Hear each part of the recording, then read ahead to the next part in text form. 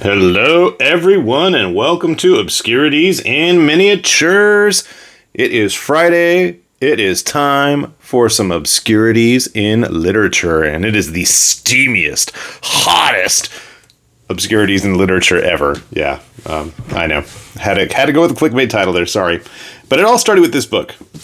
I've probably mentioned this before. In fact, I'm almost certain that I mentioned this before. The Bandai Entertainment Bibles. So no, these are not, well, some people might argue that they are almost religious scriptures, the way some people adhere to the consistency and clarity of what's in these books. But no, they're just nice resources for all things at the time that were being published, nerd related. I mean, that's the only way to really describe these books. They exist in a variety of forms and factors. I've shown a few of them to you guys. But this one in particular set me off on a path many, many years ago, of which I have never recovered from, and I've never met the end of this path, and I probably never will, because, you know, it's the destiny, and it's the travel, not the destination. Something like, I don't know where I'm going with this rambling, folksy speech. But anyway, this book in particular, and these are small little books, you can see it fits in the palm of my hand, I paid a whopping $1 for. God bless Mandarake when they were in the United States, and their insistence on if there was a ding, scratch, or dent, they were putting it out there for dirt cheap. I got the complete Outlanders books by Joji Manabe, big, massive 2,000 yen cover price books at the time even, and there's two of them, phone book size whoppers that I paid $1 for each. They were great, and I will wholly admit that I went and gleefully resold some of that stuff. Do I regret selling some of it? You betcha. Did I enjoy it at the time? Absolutely. I really wish I had been in a better financial spot at that point. I was a poor college student, and I could not afford to get all of the cool treasures that they had there. This book was kind of the precursor to Bandai's later mobile suit encyclopedias, of which I know I owned a copy, and I'm pretty sure my brother owned a copy. And it was kind of our introduction pre-internet to a lot of the real deep cuts for what the Gundam universe had in store for us. And they often would have this little color section like this, detailing various suits, usually done by year, by series, however they felt like organizing it. You can see a lot of the MSV stuff is showing up here, various Zaku variations, some of the more funky stuff that Xeon was often guilty of throwing on the table. But then we get to the cool development section. And this is really where today's video is going, because these books would have these line art sections detailing a lot of the intricacies and the internals of a lot of these suits. Now, this book was, like I said, pretty bare bones compared to the stuff that would come later. But for a whole whopping $1, I absolutely could not complain about that. We started to see stuff like this, you know, kind of almost what would set the tone for the later master grade releases. But crazy enough, there are artists out there that this wasn't enough. They needed to take things further, and that's really what I wanted to talk about today, even the cockpits and controls of this stuff. That's where we're headed with today's topic. I've mentioned a few times that I am a big fan of really trying to hunt down a lot of the self-published doujin type books. There's not a whole lot of information out there chronicling how much stuff is actually out there. Unfortunately, a lot of it really falls into a gray area in terms of legality. Oftentimes, these books are published for the purpose of, you know, just fans for fans, and at various comic expos, and they're just kind of, you know, under the radar, and I guess a lot of the bigger companies just kind of let it slide, and a lot of times the artists that are responsible for this stuff often tend to then, you know, kind of interexist between both this self-published kind of fan world and then move on oftentimes or dabble a bit in the professional world and have their designs show up there. Or, you know, sometimes they started off in the professional world and migrate this way to the self-published stuff, and there's a lot of cross-pollination. So I've mentioned like Kuromochi Kyoryu, one of the guys that did the suit designs for a lot of the Toei shows, went ahead and kind of struck out on his own, doing a bunch of crazy Gundam designs. We'll talk some more about Gundam designs today as well. But this is a doujin circle that has been on my radar for a bit, and I have some of their stuff. But the problem is the sheer volume that these guys have put out. And these are the Chateau d'Assault circle with a specific S. Shimizu, whoever that may be, that does a lot of the mechanical designs. So you can see this is Mechanism Alpha. This is a nice, good-sized book, and I want to say I probably paid about 400 yen for this. Now, again, I love hitting places like Mandarake and Suragaya because those stores both have online presences, both will ship outside of Japan. You can pay for it, but a lot of times there's some shenanigans you can play around with, like DHL and stuff, where it's going to be, if you can have your order fit within a certain size box, you know, it doesn't really matter how heavy it is. There's some fun things you can play with, but that's a whole different story. Like, if you want to get into that, we can have that discussion on Discord or something. But what's really cool about this book is these artists have gone and done the line art and the internals. That's the crazy part. For a whole ridiculous slew of models. I don't recall ever seeing any kind of internal model work done for a lot of this stuff. Now, the circle got its start doing Gundams and just straight up Gundam schematics like this. You know, looking at the internals, explaining how things, at least in their opinions, work. I haven't come across any kind of crazy diatribes about topics that have nothing to do with it. But again, just someone had to try to figure all this stuff out. And if you're familiar with things like Aquarian, where he's got the multiple forms, it's just kind of cool seeing somebody really try to sit there and figure out the internals and how that's all going to work out. Nerve ashes. What's also interesting is often this group of artists tends to come up with stuff that is their own designs that are just as wild. I don't remember anything like their own modifications, their own customs, and then they have, I don't remember that version of it in Gun Cross Sword, but it's been a while. I just remember the Eldorado 5, the brownie.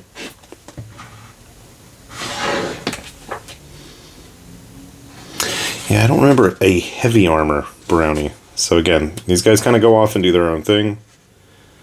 We do see a bit of the Gundam work here. I want to say they probably have close to 10 or 15 books of this size, about anywhere from 48 to 64 pages worth of nothing but various Gundam schematics. Sword Calamity. I do think, isn't that an actual variation on it?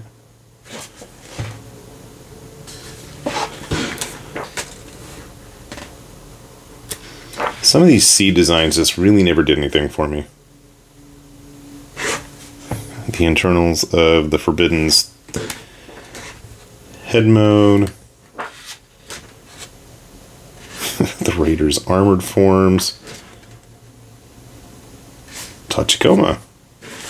I swear to God, the fatties, every time I see them, I always think of Heavy Gear, and it really should be the other way around. But yeah, there's no denying that Votoms, in and of itself, had a major impact on the design of Heavy Gear. But I love this 1980X.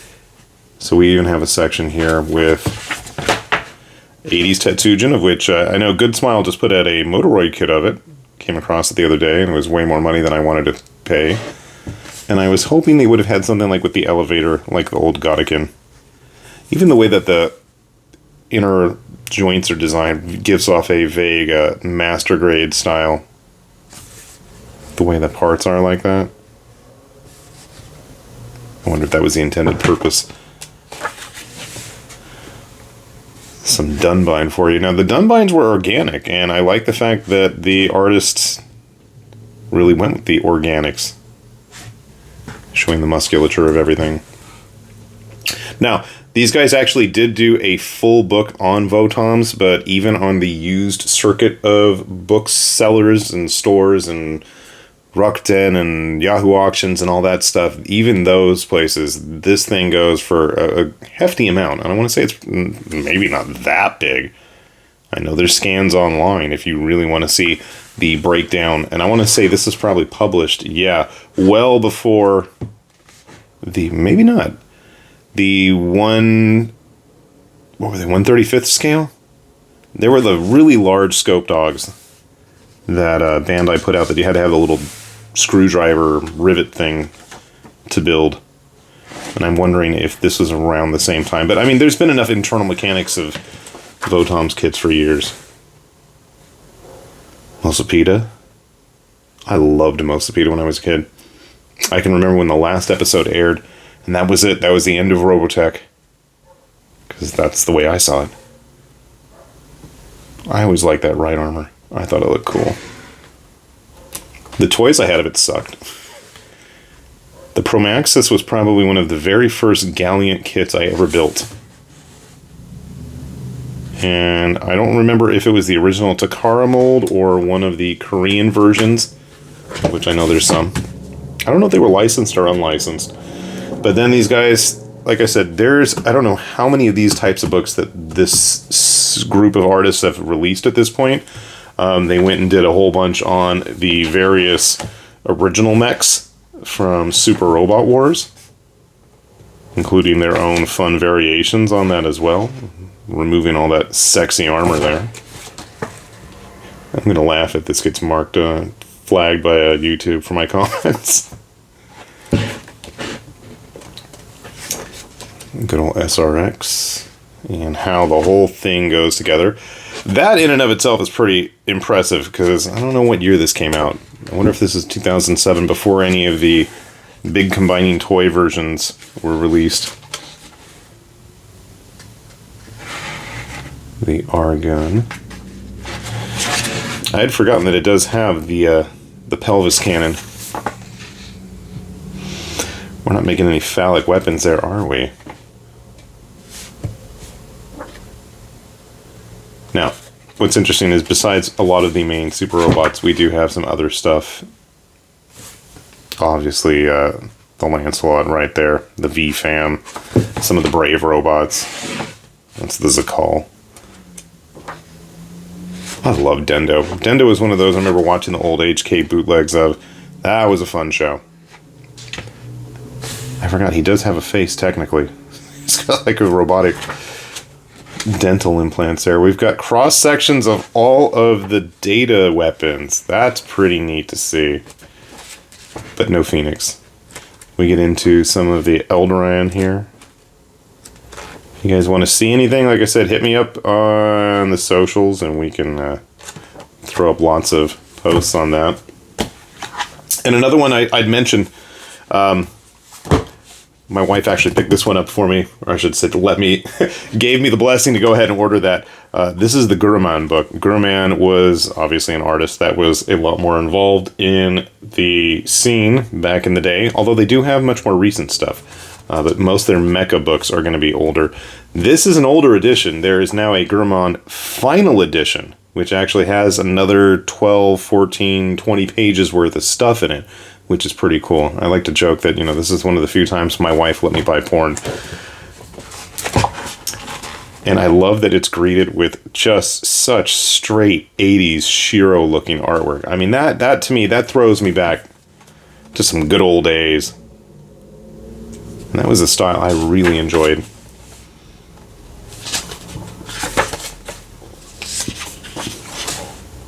Look at that. Hell, look at the frickin' Braeros right here. That is channeling some major Shiro. But where this book is really cool, and where the gearheads are really going to be happy to really ogle it, besides the fact that we just have like some random short story mecha action and all kinds of fun pinups, a large portion of this book is spent with the Maddox. The Maddox 01, Metal Skin Panic. And not only are we going to spend a ton of time with the Maddox, we're going to spend page after page trying to figure out all of the inner working details of it. Why? Because why not? When you're a fan, you're a fan. Like, just going over the grips on how it's held and stuff. Weapons, containers, flight unit, how the hands and graspers work on it. This is like... Some of this stuff looks like variants. And I know there are actual variant designs out there. I want to say they were probably from Hobby Japan or something. I don't remember the legs looking like that, the original. Like, I have to go back and check. I'm like, they don't. That's what I thought. I don't know what the heck this is. Just an early design, I guess. I don't know if this guy was actually involved with the show. If anybody knows and you can enlighten me, that would be awesome. But again, it's cool just to see page after page. Some of this just makes me think that, yeah, they're a little bit too involved in this to just be like the average fan. But then, like, I don't know, maybe the dude worked for Artmic or something, because then we're getting into Galforce designs all of a sudden.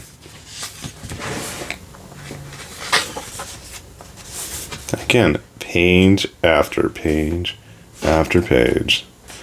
Toy designs of things I don't recognize.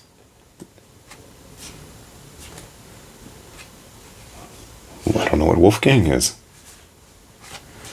Gun Griffin I recognize. I thought that was early 90s or mid 90s though. And I thought that was for the Sega Saturn, so I don't think that was 1990. And again, if it was, maybe somebody out there wants to correct me, that would be great. Now we're in Gunbuster territory. And again, speaking of internals, looks like one of the trainer mechs from it. I forget what they were called.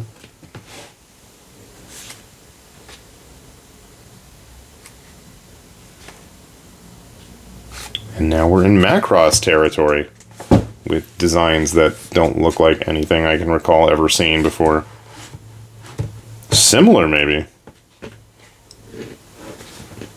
I miss this kind of dense, cluttered detail that we would see with guys like Shiro.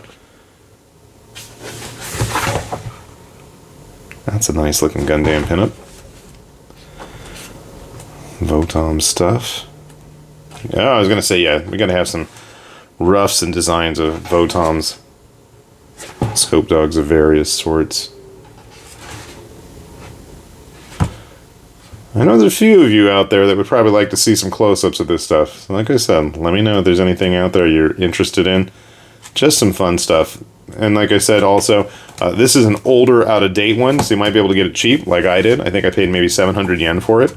I've seen the newer version with the extra pages is about 2,400 yen or so, which I feel like it's fair for a new book of its size. It's you know, good size stuff. Oh yeah, I was going to talk about, I forgot I had a bunch of them sitting here. The guys that did that whole mechanism cross-section, so they've had like a whole little library. And I want to show just how thick some of these books are. They're like clocking in around 60, 80, 100 pages of their own crazy Gundam designs. And again, all the schematics and what makes it work and what makes it special, along with the questionable age of the pilots. Some of them are dressed a little bit more appropriately than others. But again, I'm missing quite a few of these, and I want to say that there's at least 9 of them. I have about 6 or 7. Transforming Gundams. One of these had like some, like, all the wing Gundams that had transformations of some sort. Some are more themed than others. Some of them a bit looking like Fate designs.